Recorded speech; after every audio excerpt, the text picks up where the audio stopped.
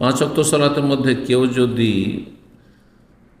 1 ওয়াক্ত সালাত ইচ্ছাকৃত ত্যাগ করে তাহলে কি সে পুরোপুরি কাফের হয়ে যাবে? কাজটি কুফরি, কিন্তু 1 ওয়াক্ত 2 ওয়াক্ত ছাড়ে, বাকি সময়ে পড়ে।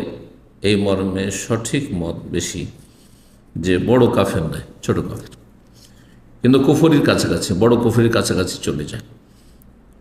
এই বিষয়টিতে ইখতিলাফ রয়েছে কিছু ওলামাদের মতে, যেমন আল্লামা শেখ সালেহ ফৌজান, এরকম অনেক ওলামা কেরাম রয়েছেন যে যতবার সালাত ছাড়ে ততবার বড় কাফের হয়ে যাবে। ঈমান এবং কুফরির মাঝে সে উদ্ভ্রান্ত হয়ে ঘুরে বেড়াবে। এই জন্য যেই কাজটিকে কুফরি বলা হয়েছে সেই কাজ একজন মুসলিম কি করে করতে পারে, এটি যথেষ্ট হেদায়েতের জন্য। যারা আপনাকে যদি গুনাহগার ফাসেক বলা হয়, আপনাকে পাপী বলা হয়, এটা অনেক হালকা কিসের চাইতে, যে কাজটি কুফরি করেছেন আপনি, কুফরি করলেন আপনি। যেই পাপকে কুফরি বলা হয়েছে সেই পাপ মুসলিম দ্বারা কি করে হইতে পারে, অর্থাৎ মুসলিম কি করে বেনামাজি হইতে পারে ইসলাম বুঝলে আর ইসলাম পালন করলে?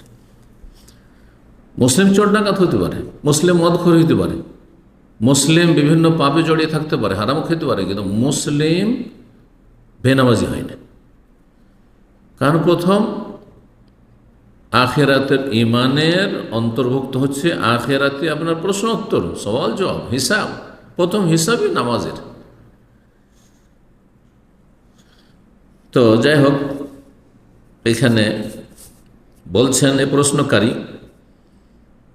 যে ইচ্ছাকৃত ত্যাগ করলে অথবা সুনির্দিষ্ট কতদিন ইচ্ছাকৃত সালাত ত্যাগ করলে সে মানুষটা পুরোপুরি সম্পূর্ণরূপে কাফের হয়ে যাবে জানিবারি? যেই ব্যক্তি মোটে নামাজ পড়ে না, 5 ওয়াক্তের 1 ওয়াক্ত পড়ে না, জুমা পড়ে শুধু, সেই ব্যক্তি সঠিক মতে সে বড় কাফের, তার ইসলামে কোনো অংশ নেই। আর যদি সে এর কারণে পুরোপুরি সম্পূর্ণরূপে কাফের হয়ে যায়,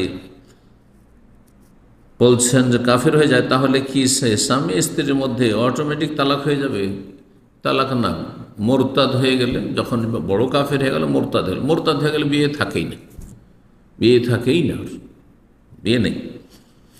মোরতাদের সাথে সংসার করা জায়েজ নয়, স্ত্রী বেনামাজি হোক অথবা স্বামী বেনামাজি হোক, দুইজনের একজন একেবারে নামাজ পড়ে না, তার সাথে কোনো বৈবাহিক সম্পর্ক থাকে না, ফাসকে নেকাহ, বিবাহ বিচ্ছিন্ন হয়ে যায়। আর যদি তালাক হয়ে যায় তাহলে সেই ব্যক্তির করণীয়, সেই ব্যক্তি মুসলমান হবে, ফিরে আসবে, যদি ফিরে আসে তার স্ত্রী ফিরিয়ে পাবে, আর না হলে স্ত্রী ফিরে পাবে না। স্ত্রী ইদ্দত পার করার পরে সে অন্য জায়গায় বিয়ে বসতে পারবে। বিশেষ দ্রষ্টব্য, 2 ব্যক্তির মধ্যে এক ব্যক্তি নিয়মিত সালাত আদায় করি, আরেকটা কথা হলো যে তালাক হয়ে যাওয়ার পরে, অর্থাৎ স্বামী স্ত্রী, বলতে চাইছে স্বামী স্ত্রীর মধ্যে একজন নিয়মিত নামাজি আর একজন বেনামাজি, জায়েজ না এরকম সংসার করা? জি। বলছেন যে আর একটা কথা হলো যে তালাক হয়ে যাওয়ার পরে এই সম্পর্কটি পুনরায় আগের অবস্থায় নেওয়া যাবে না? যাবে যদি মুসলিম হয় তাহলে যাবে। যদি বলে যে তওবা করে ফিরে আসলাম, ইদ্দতের মধ্যে ফিরে আসে, তওবা করে ফিরে আসলাম, আমি নামাজ ধরে নিলাম, নামাজ ধরে নিল, তাহলে ফিরে আসবে, নিজের স্ত্রী থাকবে।